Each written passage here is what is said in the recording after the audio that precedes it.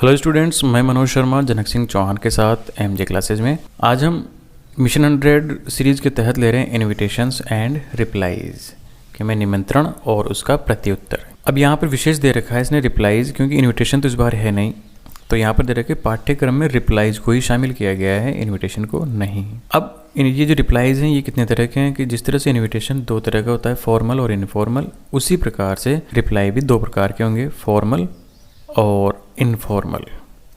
अब इनको याद करने के लिए हमें कुछ ट्रिक अपनानी पड़ेगी, क्योंकि हमें फॉर्मल लिखना है रिप्लाई या इनफॉर्मल, ये हमें क्वेश्चन में दिया जाएगा। जिस तरह से इस तरह से कि फॉर्मल रिप्लाई, राइट फॉर्मल, यहाँ पर भी लिखा है राइट फॉर्मल रिप्लाई, तो हमें फॉर्मल या इनफॉर्मल रिप्लाईज लिखनी होगी। तो इसका सीधा सा जो तरीका है वो है कि जो फॉर्मल होगा, फॉर्मल रिप्लाई, वो होगा पैराग्राफ टाइप, और ये हमेशा थर्ड पर्सन में ही लिखा जाएगा। थर्ड पर्सन का तात्पर्य व्यक्ति के लिए ही, शी या कोई नेम काम में लिया जाएगा। ये इस तरह से एक जगह से शुरू होगा, जैसे मिस्टर से शुरू हुआ और रेजिडेंस पे ख़त्म हो गया, तो ये पैराग्राफ टाइप हो गया। तो पैराग्राफ टाइप जब हम लिखेंगे तो फॉर्मल लिखेंगे, दूसरी इसमें थर्ड पर्सन का ही प्रयोग होगा। जैसे यहाँ पर नाम का प्रयोग हुआ है राजेश कुमार, अलग से फिर से महेंद्र सिंह, इस तरह से। अब इनफॉर्मल, तो इनफॉर्मल में क्या होगा कि इनफॉर्मल रिप्लाई के अंदर हमें लेटर टाइप लिखना पड़ेगा। लेटर का मतलब है कि जैसे सबसे पहले हमें खुद का पता लिखना होगा, फिर डेट लिखनी होगी, फिर उसके बाद डियर लिखना होगा, जो भी हम एक लेटर के अंदर लिखते हैं उसी प्रकार से अगर हम रिप्लाई करते हैं तो वो इनफॉर्मल होगा। अब दूसरी इंपॉर्टेंट चीज़ इनफॉर्मल में कि इनफॉर्मल में हम फर्स्ट पर्सन और सेकंड पर्सन का इस्तेमाल करते हैं। आई और वी और यू, इन तीनों का इस्तेमाल ज़्यादा करते हैं। तो ये मुख्य अंतर है और ये हमें नंबर दिलाएंगे, क्योंकि हो सकता है आप एग्ज़ाम में कंफ्यूज हो जाओ कि फॉर्मल क्या है और इनफॉर्मल क्या है। तो यहाँ पर लिखा हुआ है फॉर्मल, अगर हमने जवाब दिया इनफॉर्मल में तो नंबर कटेंगे, और यहाँ लिखा हुआ है इनफॉर्मल और अगर हम जवाब देते हैं फॉर्मल में तो भी नंबर कटेंगे। इसलिए ध्यान दें कि यहाँ पर कौन सा वर्ड है और हम किस प्रकार से उत्तर लिख रहे हैं। चलिए देखते हैं क्वेश्चंस। पहला क्वेश्चन है यहाँ पर कि write a formal reply to your neighbour accepting the invitation to his son's birthday party, invent details. अब इसमें करना क्या है कि हमें रिप्लाई करना है फॉर्मल में, और इसके अलावा दूसरी चीज़ इसमें है कि एक्सेप्ट भी करना है, जो उन्होंने इन्विटेशन दिया उसको हमें मना नहीं करना, एक्सेप्ट करना है, और कारण है उसका हिज सन्स बर्थडे पार्टी। ठीक है, लिखते हैं। तो शुरुआत में हम लिखेंगे पहले तो धन्यवाद देने का नाम, देने वाले का नाम। जैसे अगर हमें इनविटेशन मिला है तो हमारा नाम शुरुआत में आएगा। अब ये नाम अगर दिया गया है तो ठीक है, नहीं दिया गया हो तो खुद का नाम लिखें। तो यहाँ पर हमने लिखा Mr and Mrs Rajesh Kumar have much pleasure, उनको बहुत ज़्यादा क्या है, खुशी है, in accepting the kind invitation of Mr and Mrs Mahendra Singh. ये धन्यवाद दिया जा रहा है इसको, for their son's birthday party on Thursday 5 January, ये टाइम दे दिया, onwards at their residence. Residence ये क्वेश्चन में दिया था। अब इसी की अगर हम लैंग्वेज थोड़ा सा अलग करना चाहें, थोड़ा सा आसान करना चाहें, तो कुछ इस तरह भी हम लिख सकते हैं। हम लिखेंगे शुरुआत में Mr and Mrs Rajesh Kumar thank to Mr Mahendra Singh for inviting their son's birthday. होता क्या है कि सबसे पहले धन्यवाद देने वाले का नाम आता है और उसके बाद जिसको धन्यवाद दिया जा रहा है उसका नाम आएगा। तो ये धन्यवाद देने वाले हो गए, ये लेने वाले हो गए। तो यहाँ पर लिखा हमने their son's birthday on Thursday 5 January 2022 at 7 PM।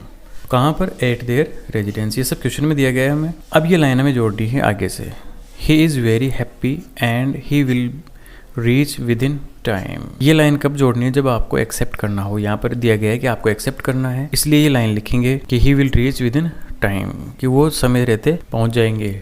लेकिन एक इम्पोर्टेंट बात यह है कि अगर मना करने का हो तो हम सिर्फ इतना सा लिखेंगे इसके आगे, he is unable to come there due to an urgent meeting, बस उसके बाद खत्म। देखते हैं next question. Write a formal reply to your friend regretting your inability to attend his marriage, invent details. अब देखिए यहाँ पर लिखना तो हमें फॉर्मल रिप्लाई है, लेकिन यहाँ पर इनएबिलिटी आ गया। इनएबिलिटी ने आप वहाँ पर नहीं जा सकते, तो हमें करना क्या है कि थोड़ा सा चेंजेस किया, बस उतना ही करना है जिसमें देखा था।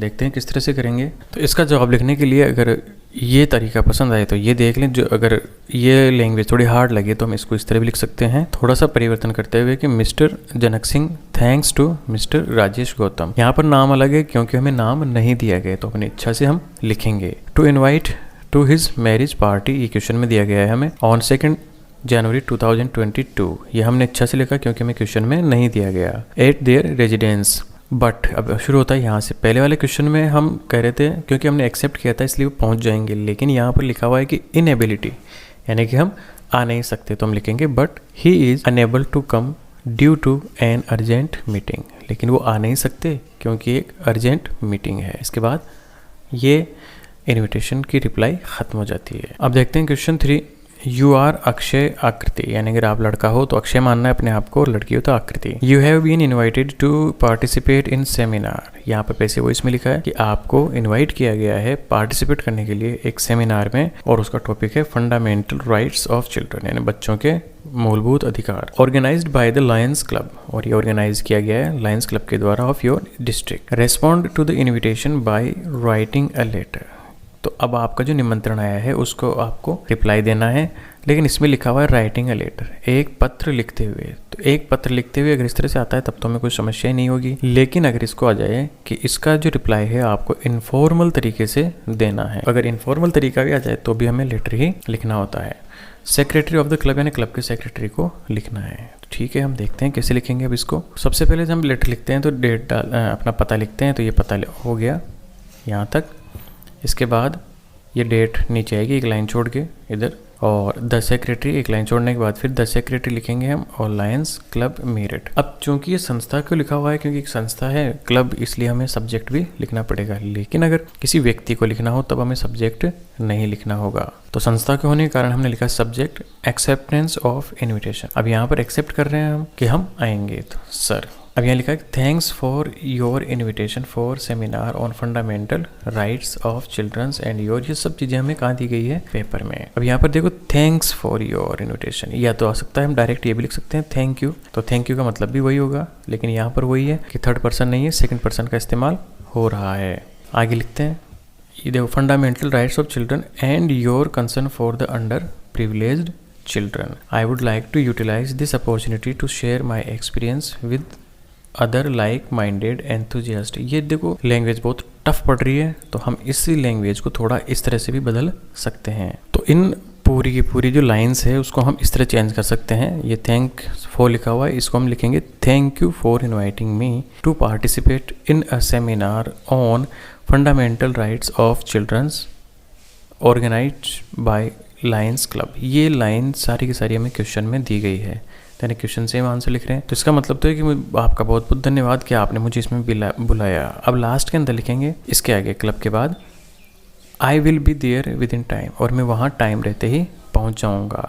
और इसके बाद वही जिस तरह लेटर में लिखेंगे योर सिंसियरली अक्षय या आकृति। इस तरह से रिप्लाई खत्म होता है एक्सेप्ट करने वाला, यानी कि जिसको हम जाएंगे। लेकिन अगर क्वेश्चन यही हो सेम टू सेम, और हमें मना करना हो यानी कि डिक्लाइन करना हो, या हम नहीं जाना चाहें यानी इनएबल हो जाने के लिए, तो हम इसको किस तरह से चेंज करेंगे तो वो देखते हैं। अब तो हम कुछ भी नया नहीं करेंगे, यहाँ तक तो हमने लिखा ही है, सेम है, ध्यान से देखना, सेम टू सेम है, केवल हमें चेंजेस करना है अनेबिलिटी। तो यहाँ तक लिखने के बाद हम लिखेंगे but I am unable to come there due to an urgent meeting, बस। इसके बाद वही योर सिंसियरली अक्षय या आकृति, और इस तरह से ये इनएबिलिटी का यानी नहीं जाने का या डिक्लाइन करने का जो रिप्लाई है वो फिनिश होता है। क्वेश्चन नंबर 4 है कि यू आर अरुण, अब आपका नाम क्या है, अरुण है, जो लास्ट में आएगा। You have been invited to attend the wedding of your friend sister during